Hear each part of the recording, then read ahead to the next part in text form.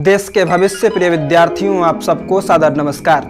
कैसे हैं आप सब? आशा करता हूं कि आप सब अच्छे होंगे और आपके पास जो समय शेष है उसे विशेष समझते हुए आप सब पढ़ रहे होंगे और यकीनन आपको अब पढ़ना ही चाहिए, क्योंकि अब आपके पास व्यर्थ गंवाने के लिए समय नहीं है, बल्कि आपके पास एक एक मिनट आपका जो है वो बेहद ही महत्वपूर्ण है।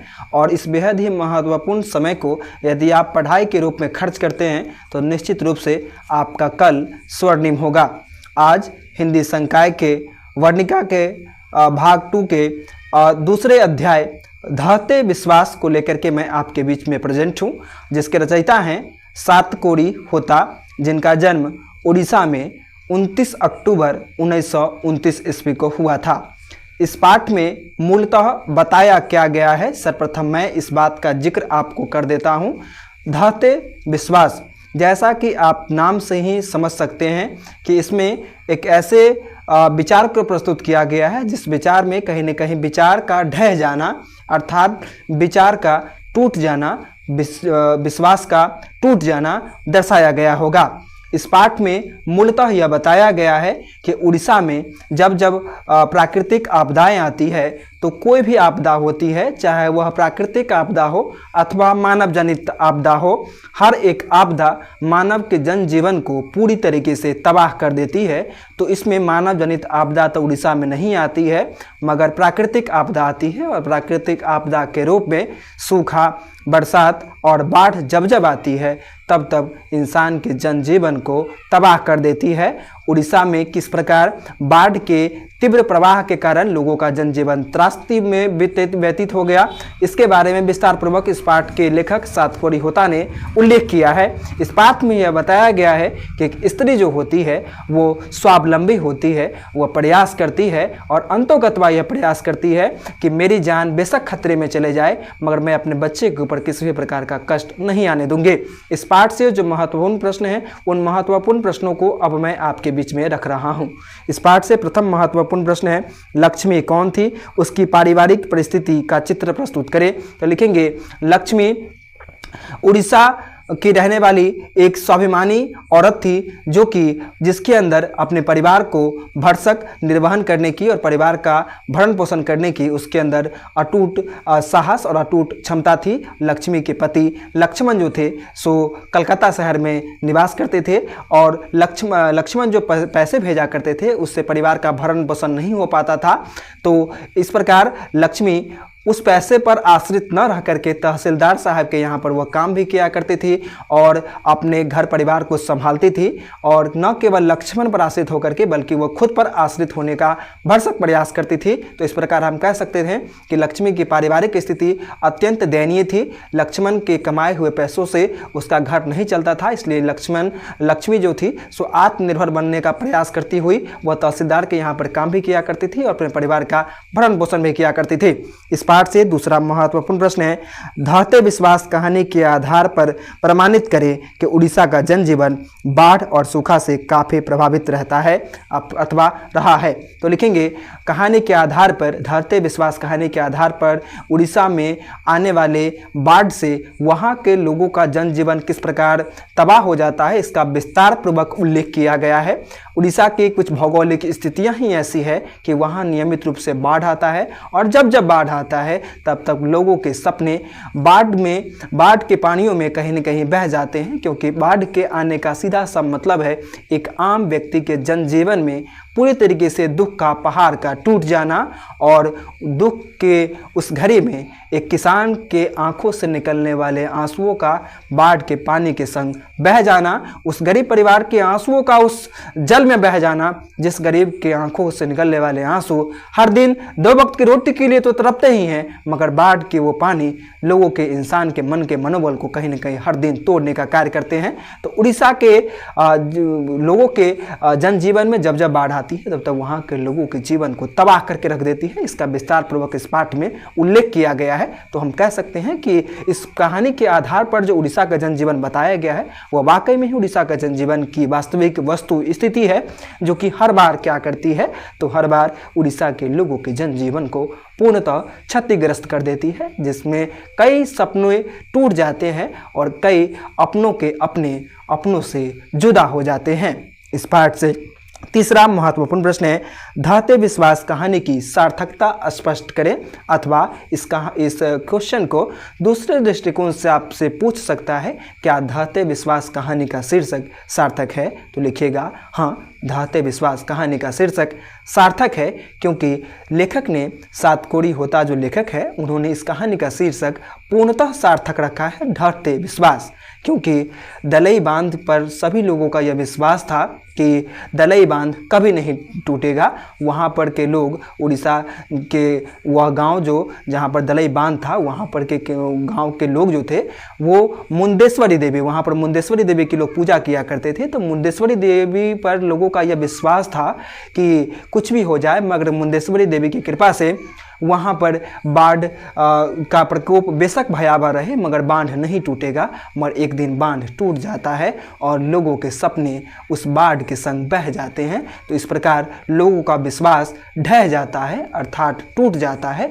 तो हम कह सकते हैं कि सात कोड़ी होता ने इस पाठ का शीर्षक पूर्णतः सार्थक रखा है। इस पाठ से अगला महत्वपूर्ण प्रश्न है, धात्य विश्वास कहानी में आए बाढ़ के दृश्यों का चित्रण अपने शब्दों में प्रस्तुत करें। तो लिखेंगे, धात्य विश्वास कहानी में बाढ़ के जो दृश्य बताए गए हैं वो हमारी सूखी आँखों में को नम करने की क्षमता रखते हैं, हमारे पत्थर दिल को मोम की तरह पिघलाने की क्षमता रखते हैं।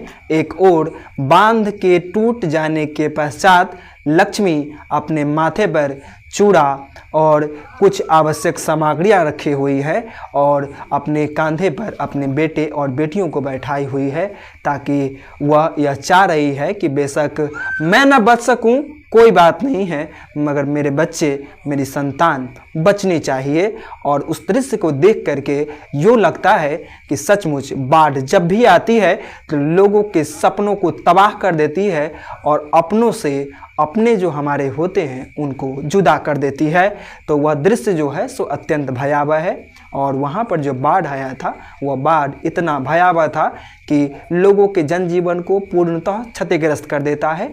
यहाँ तक कि वहाँ पर के जो स्कूल होते हैं, गांव में जो स्कूल रहते हैं दलई बांध के किनारे, उस विद्यालय में भी पानी प्रवेश कर जाता है, जिससे बच्चों की पठन पाठन भी प्रभावित होती है। मगर इसके बावजूद लोगों के मन में एक प्रकार की इच्छा शक्ति होती है कि बांध टूट जाने के पश्चात भी खुद के जीवन को बचा लेना, जिस प्रकार लक्ष्मी बचा रही थी, मगर वह नहीं बचा पाती और वहाँ पर अवस्थित और भी लोग अपने जीवन को प्रभावित होने से नहीं बचा पाते हैं। इस पाठ से अगला महत्वपूर्ण प्रश्न है। इस प्रश्न को इस प्रकार भी पूछ सकता है कि सप्रसंग व्याख्या करें कि विपत्ति अकेले न आकर संगी साथियों के साथ आती है। अथवा पूछ सकता है आपसे, जब विपत्ति अकेले न आकर संगी साथियों के साथ आती है, कहानी के आधार पर इसे स्पष्ट करें। तो हम लोग लिखेंगे कि यह कथन इस कहानी में आए प्रसंगों के आधार पर पूर्णतः सटीक सिद्ध होती है। ऐसा इसलिए क्योंकि विपत्ति अर्थात मुश्किल जब हमारे जीवन में आती है तो संगी और साथियों के साथ आती है। ऐसा इसलिए क्योंकि उड़ीसा में जो बाढ़ आता है तो प्रथमतः सूखा आता है, उसके पश्चात आंधी तूफान आ जाता है और उसके पश्चात बाढ़ का प्रकोप आ जाता है।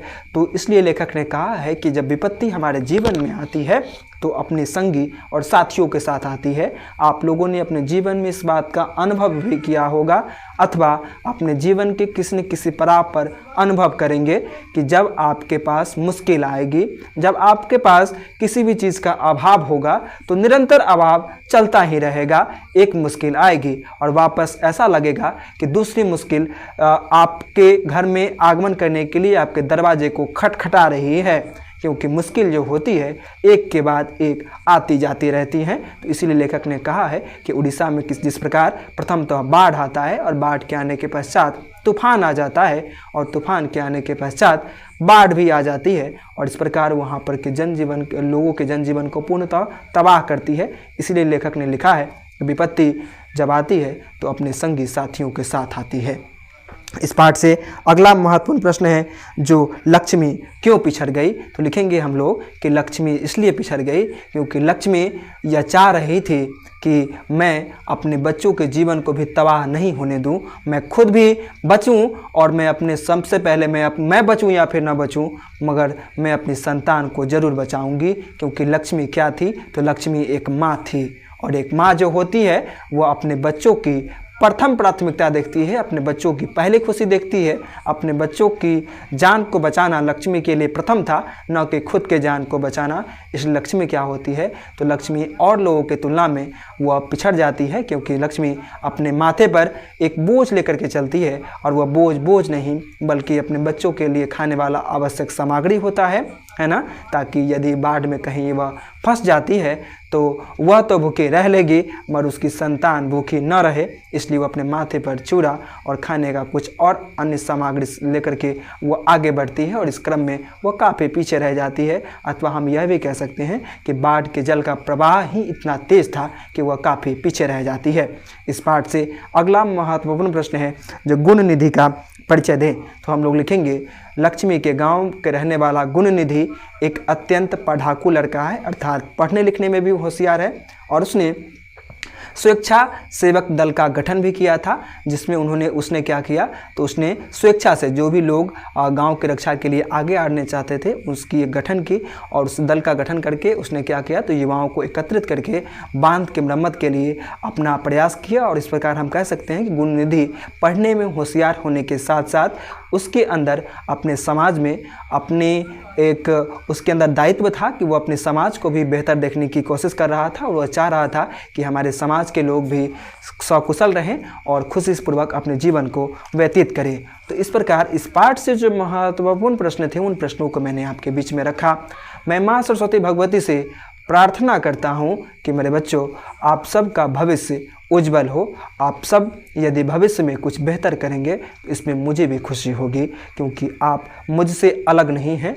आप बेशक मुझे अब खुद से अलग समझे, मगर मेरे लिए मेरे जितने भी बच्चे हैं, मेरे मुझसे पढ़ने वाले, मेरा ज्ञान, मेरा बुद्धि, मेरा कौशल बहुज्ञ नहीं है। मैं सब कुछ नहीं जानता हूँ, मैं बेहद ही अपने आप को अल्पज्ञ समझता हूँ, मगर मैंने अपने जीवन में जो कुछ भी सीखा है उसे आपके बीच में प्रस्तुत करने की भरसक कोशिश करता हूँ। मैं बेहद सामान्य सा आपका बड़ा भाई हूँ, जो कि यह हमेशा यह प्रयास करता है, आपका बड़ा भाई, कि आपको कुछ सार्थक ज्ञान आपके बीच में प्रस्तुत कर सकूँ। और मैं कहाँ तक सफल हो पाता हूँ यह आप सब कहीं ना कहीं सिद्ध करेंगे इस बात को। आप सब के लिए हमेशा लिख से हट करके कुछ बेहतर प्रस्तुत करने की कोशिश हमेशा से ही मेरी रही है और हमेशा से ही रहेगी। जब तक मेरी सांसें हैं मैं हमेशा यह प्रयास करूँगा कि मैं अपने मन, क्रम, वचन से कभी भी किसी के हृदय को घावाहिल नहीं करूं, मैं किसी को चोट ना पहुंचाऊं, बल्कि जहां तक संभव हो सके मैं ज्ञान का प्रकाश, ज्ञान का एक छोटा सा दिया ही सही आप सबके हृदय में जलाऊं, ताकि आप सबके भीतर ज्ञान का प्रकाश फैले और आप सब अपने जीवन में कुछ बेहतर कर सकें। धन्यवाद।